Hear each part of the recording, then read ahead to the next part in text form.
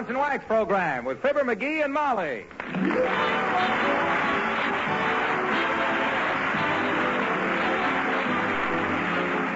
The makers of Johnson Wax products for home and industry present Fibber McGee and Molly, written by Don Quinn and Phil Leslie, with music by the King's Men and Billy Mills Orchestra.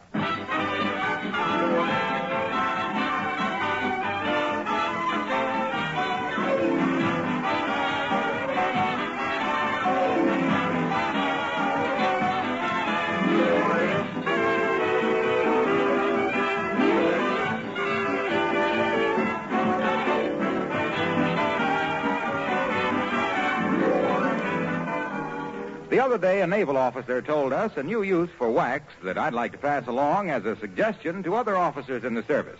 You ladies know what to do with a piece of furniture or woodwork that's apt to get smudged with fingerprints. You wax it with Johnson's Wax, and that makes it easy to keep clean, and it's always polished. Well, you know how the visor of an officer's cap gets fingerprinted and how it's exposed to the weather? Well, what's more natural than to put a little wax occasionally on that visor? You can use either Johnson's paste or liquid or cream wax. It takes just a little, but it makes a big difference in appearance. It'll pay you to buy a small package of Johnson's Wax for your own use. It's also fine for your shoes and other leather articles, billfold, briefcase, luggage. It also protects articles made of metal.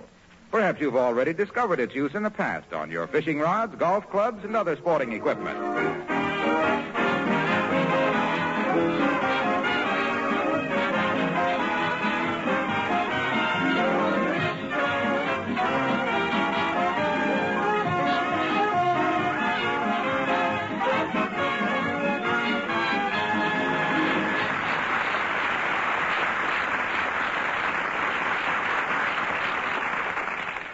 The residents of 79 Wistful Vista have just had a close call. A man called for some clothes, and they weren't ready. But here in the living room, sorting out a big pile of clothing, we find Fibber McGee and Molly.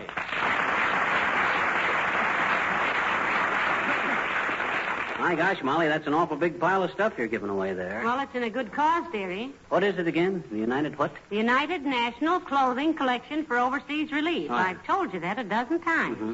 And as soon as I sort out this last pile... Hey, wait a minute. You're not giving my old sweatshirt away. Oh. My good basketball sweatshirt.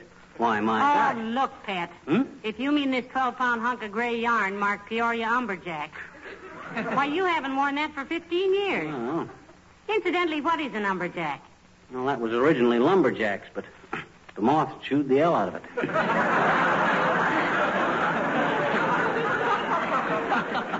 There's a lot of sentiment attached to that shirt. Yeah? When I think of all the basketball games I've sat on the bench through in that old sweatshirt, that I'd have leaped in and saved the day for Peoria if the coach had ever called on me. McGee, how about this pair of corduroy pants? Huh? Aren't they too small for you now? Only around the waist and the seat.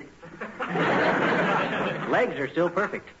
One of these days I'm going to take off 25 or 30 pounds and I can wear all that stuff. Listen, sweetheart, there are people in France and Greece and Poland and Holland that have taken off 75 pounds the hard way. Okay. Give them the breeches. Here's something else you can give. What on earth is this? That's the sweater Aunt Sarah knitted for me for my birthday 6 years ago. Why, this would fit a child of 9. Not if he ate all his Wheaties.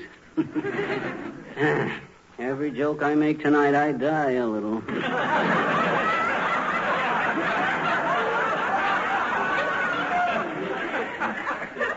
Personally, I got a sneaking suspicion Aunt Sarah knitted that sweater for her fox terrier.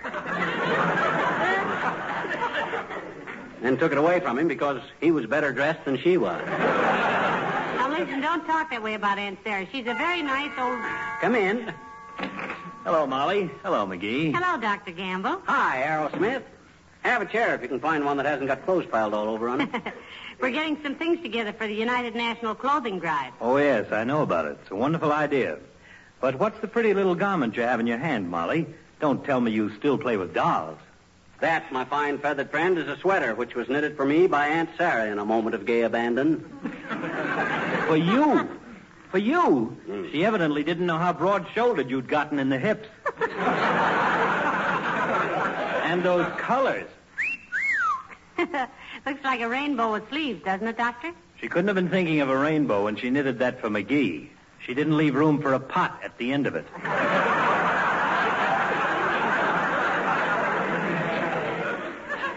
Look, tissue slicer. Why don't you shuck off that racetrack top coat of yours and throw that on the pile? I could cut that up into blankets and make some family of horses very happy. For your information, hillbilly, this is an imported English topcoat. Genuine Harris tweed. And very handsome, too. Handsome, my clavicle. And if that's a Harris tweed, I can see why he came down to leading a band for Jack Benny. I could take you more seriously as a style expert, drummer boy, if I didn't suspect you spent your childhood wearing flour sack snuggies. Oh, yeah? Well, by George, And what are you donating to this cause, little nobleman? A few socks you couldn't find mates for, and the wraparound leggings you wore in the last war when you stormed the YMCA hut at Fort Dix? I found a lot of things, Doctor. Suits, dresses, blankets, socks, shoes, sweaters. I turned the closets inside out, which is quite a trick, holding the ceiling up with one hand. Well, you're different, my dear. You have nice instincts. But you're 50% common stock there. Well, I'd like to see the junk you turned in, you bedside bandit. I'll bet people in Europe will stand in line to refuse it. Now, stop it, you two. To me, it's no joking matter that there are people in the world who are suffering from lack of clothing. Well, you're right, of course, Molly. I'm so tired I don't know quite what I'm talking about anyway. You do look kind of bushed, Doctor. Had a bad day? Yeah, rather. Started with delivering twins at 4 a.m. Then at 5 o'clock, setting the arm the father broke, patting himself on the back. And at 5:45, finding out that the nurse told the wrong father. Oh, dear. Well, I better duck along, children. Oh, don't hurry away, Doctor. I'll be glad to brew you a slug of tea. Well, no, thank you, my dear. I think if I sneak up back alleys and hide my satchel under my coat, I may be able to get home long enough for a hot shower and a 10-minute nap. Well, you ought to get away with it. You always look like you got a satchel under your coat anyway. Hey, why don't you take a shower here, Doc? Why, of course, Doctor. Heavenly days, you can hide out in our guest room for as long as you like. That's a great idea. Think of the people that'll get well without you around to doctor them. This hospitality overwhelms me, but I don't think I'd better. I can just about... Come on, Doctor. Now, we've got plenty of hot water, towels, and soap. McGee, get him your bathrobe and slippers. Sure, you can wear the new patent leather slippers you give me for Christmas, Doc. Sorry, they're too big. How do you know, Doctor? Somebody gave them to me for Christmas. Come on, McGee. Show the weary physician where he can revive his failing corpus and rid his epidermis of the bacterial taint of civilization. Okay, Doc, but watch your grammar. Don't say taint. Taint taints tisn't. This way, bud.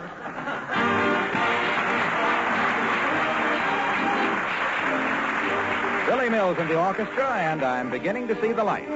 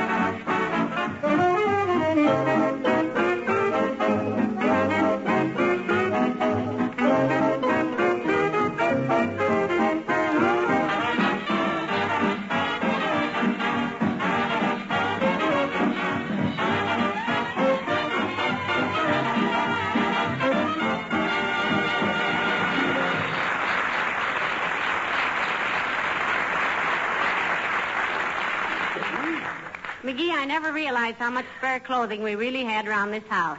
Look at that pile of things. Hey, you're not giving that polka dot dress away, are you? Gee, that was always my favorite dress on you. Oh, my goodness, I haven't had that on since 1927. when women were wearing their hips down around their hips. How about this old pinch-back coat of mine? My gosh, who'd want to wear that thing? Well, look, dearie, to the people who need these clothes now, style isn't very important. If it's clean and warm, they want it. Yeah, I guess we're spoiled. We're like the nearsighted sculptor. He chipped away at anything because he took everything for granted. Yeah? Toss that around.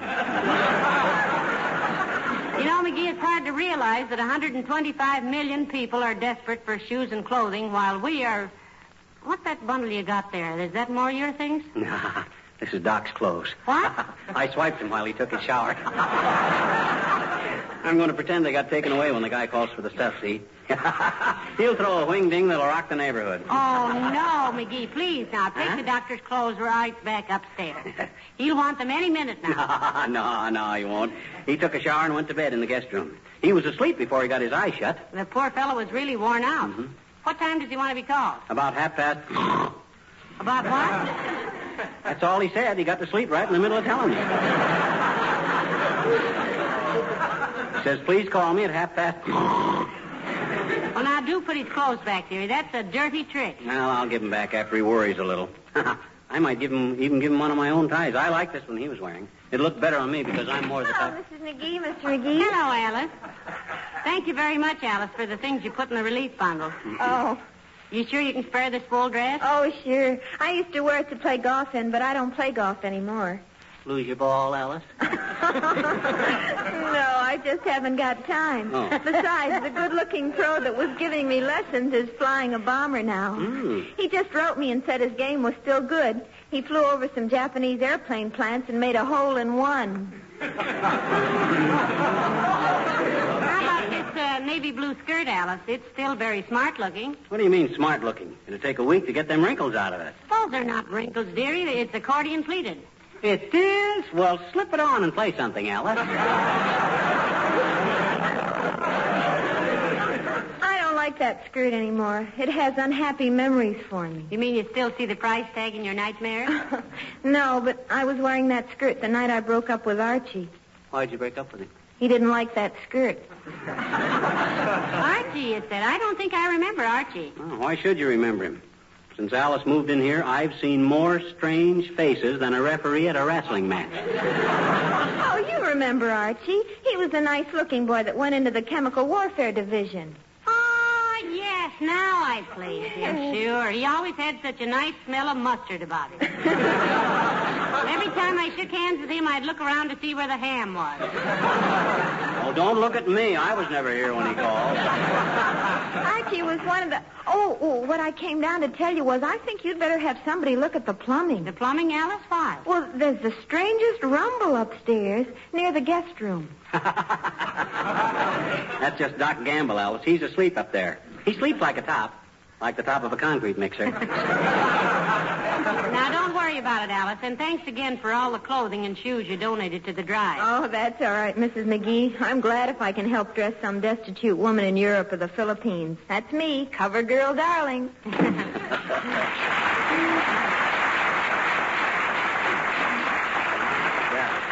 Why, she practically gave you her whole wardrobe, Molly. Well, Alice is a very generous girl. In fact, I think most people are pretty good-hearted.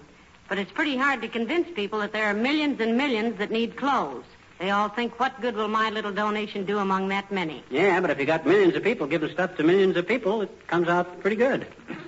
Hey, when are they picking this stuff up? Well, they ought to be here any minute now, dearie. There are more than 50 relief associations working on this, you know. Oh. I think the Women's Auxiliary are furnishing station wagons. Well, they ought to be here by this time. Maybe I better call up and check. Hand me the phone. Here. Thanks. Hello, operator. Jimmy, whistle this to 1965. Not mistaken that voice. It's Mert. Oh,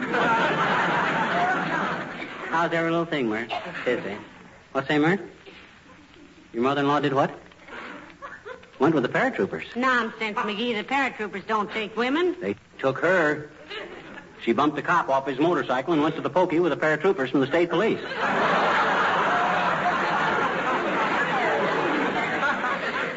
What's that, Mert?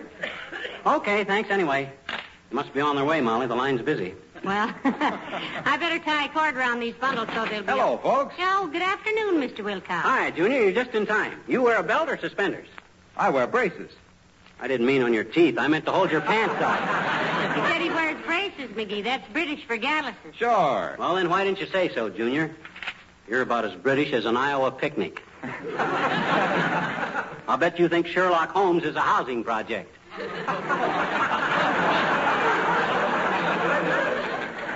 Well, isn't it? Did you want to know whether he wore a belt or suspenders, McGee? I was going to borrow his belt to tie up these bundles. Save me going out in the kitchen to find some string.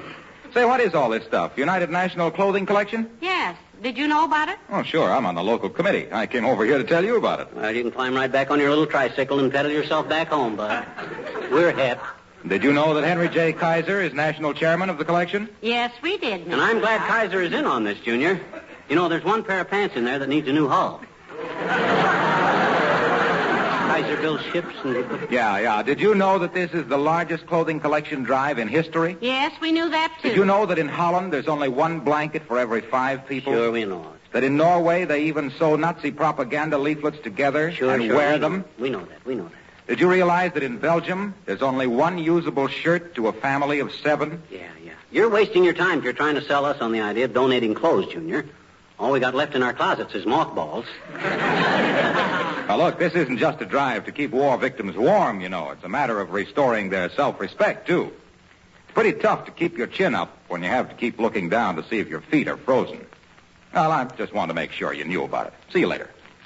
Well, I'll be... Hey, Wilcox! What's the matter? He forgot something. What? Oh, my gosh, he never said a word about the thing. The stuff. Yeah, I know. And I think he has a nice sense of proportion. Yeah, but we got to eat. Now, McGee, see if you can find me a piece of strong cord to tie these bundles up with. Oh, well, Beulah can find some. Hey, Beulah. Oh, Beulah. Somebody bawl for Beulah?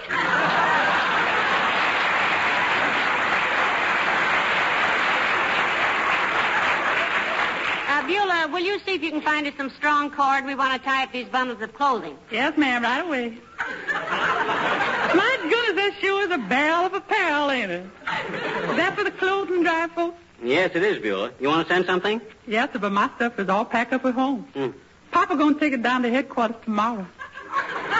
He's a good man, my papa. And you're a good citizen, too, Beulah.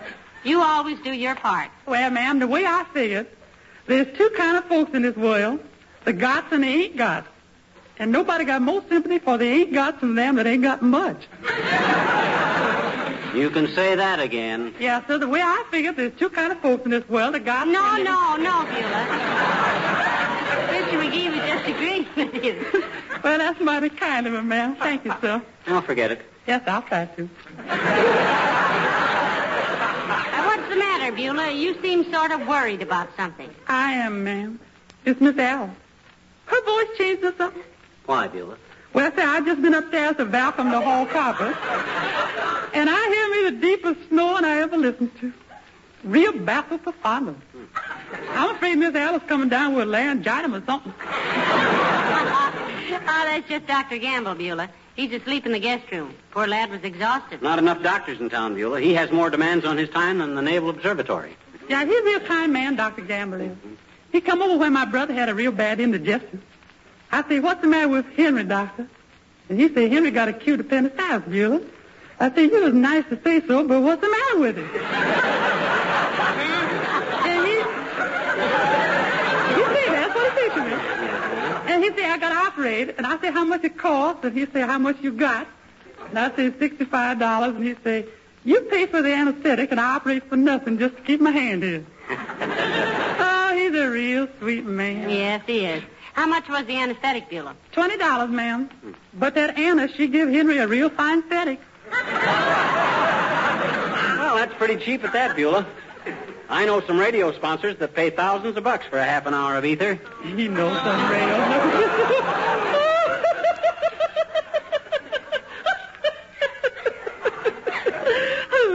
Love everybody.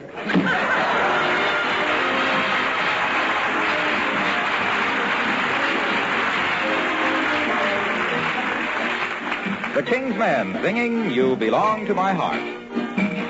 You belong to my heart now and forever. And our love had its start so long ago. We were gathering falling stars, but a million guitars played our love song. When I said I loved you, every beat of my heart said it too. 'Twas a moment like this. Oh, do you remember? And your eyes threw a kiss when they met mine. Now we own all the stars and a million guitars are still playing. Darling, you are the song and you'll always belong to my heart. You belong to my heart now and forever. And I knew from the start that you were mine. Now we own all the stars and a million guitars still are playing.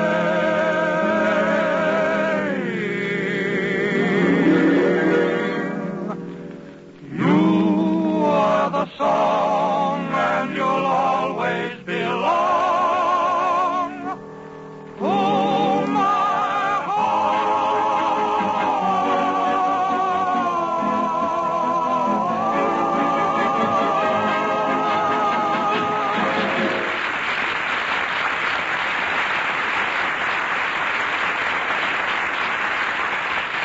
Now, look, McGee, please take Dr. Gamble's clothes back upstairs. It's cruel to play jokes like that on people, and he's our guest. Oh, let me have just a minute's fun with him.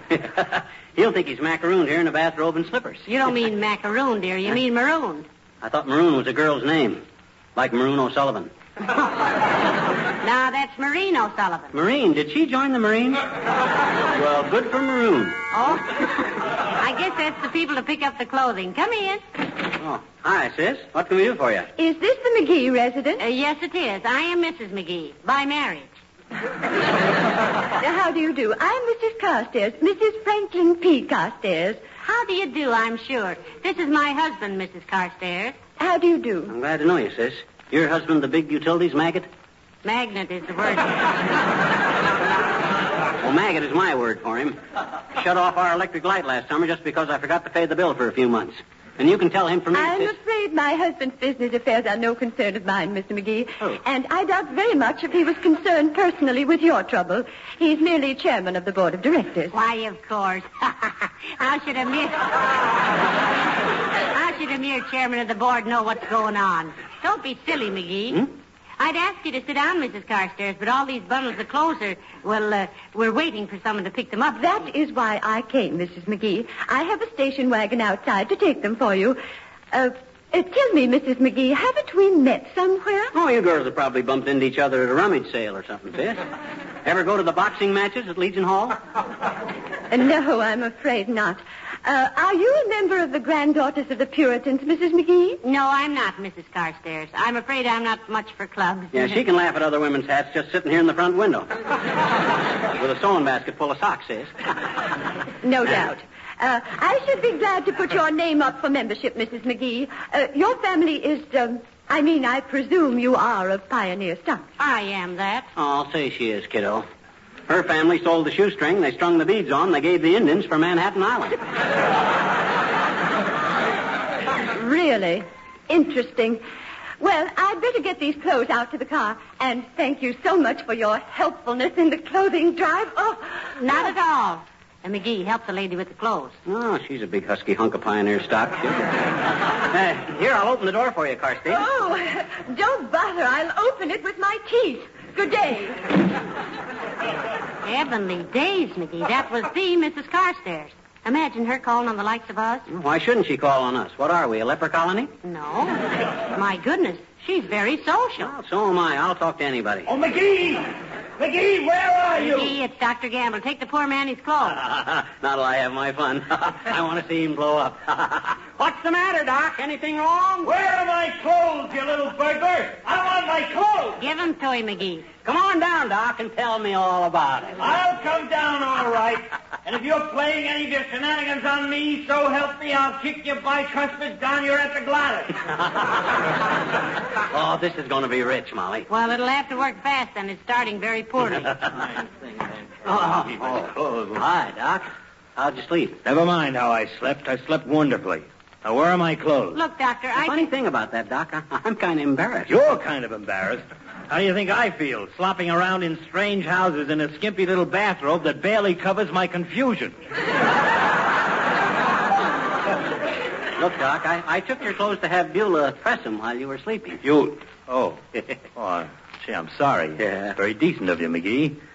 Oh, yeah, I'm sorry I jumped to conclusions. But I got to get back on the job, boy. Is Beulah through with my clothes? Well, to tell the Look, truth, Doc, what I'm embarrassed about was that your clothes were laying here on a chair when the people picked up the bundles for the clothing drive, and I'm afraid they... You mean they... Oh, no. They couldn't have. McGee, you foul little fiend. I'm going to knock the very... No. Take it easy, Doc. Take it easy. I was just kidding. I just wanted to see what you'd say. Yeah, I told him it was a silly joke, Doctor. Give him his clothes, McGee. Okay. I couldn't resist the temptation, Doc. Hey. What's the matter? Doc's clothes. I put them right on that chair over there. Where are they? They're gone. Oh, McGee, you don't think Mrs. Carstairs accidentally... Oh, my gosh, this is awful. I didn't mean to... I didn't... Is the joke over? May I laugh now? Well, I'm afraid it's no joke, Doctor. Your clothes are really gone. I'll call up Mrs. Carstairs right away and get them back. Oh, gee, Doc, I'm sorry. I had no idea. No, Doc, don't. Now, cut it out now. Gee whiz, I was going to... Now, get away from me now. Calm yourself, my boy. Calm yourself. I merely wanted to shake your hand. What's this? What are you going to do, Doctor? I'm going back to bed. That's what I'm going to do. And don't call me till Friday. Bless you, McGee, you dirty little good Samaritan. This is ridiculous.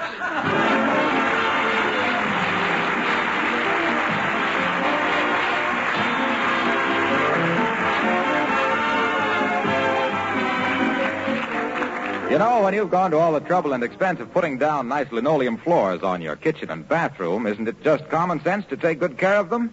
For one thing, you can make them last practically forever if you protect them regularly with Johnson's Glow Coat. And for another, you'll keep them looking like new, their colors as fresh as the day you bought them. You'll have shining floors you're always proud of, glad to have your friends see at any time. And the beauty of it is you can have all these advantages and still save yourself hours and hours of work, because when you apply Johnson's Glow Coat, there's no rubbing or buffing. Glow Coat is self-polishing. It shines as it dries. And what's more, it's easy to keep such a floor clean and beautiful, because with Glow Coat protection, spilled things wipe up in a jiffy. That's a great help in these coming days of early spring rains. Why not protect your linoleum floors with Johnson's self-polishing Glow Coat?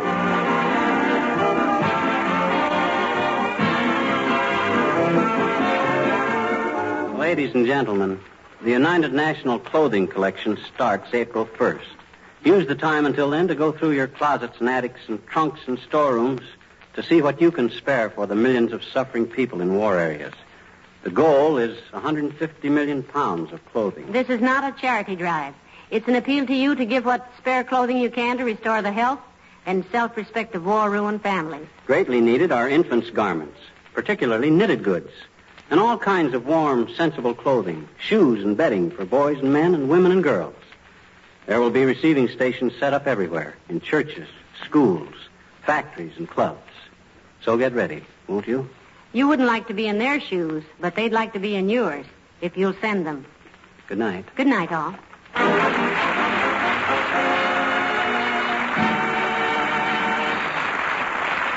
This is Harlow Wilcox, speaking for the makers of Johnson Wax Finishes for the home and industry, inviting you all to be with us again next Tuesday night. Good night.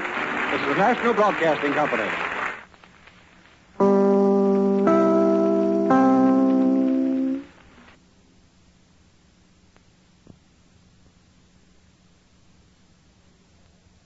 Finishes for home and industry, inviting you all to be with us again next Tuesday night. Good night. This is the National Broadcasting Company.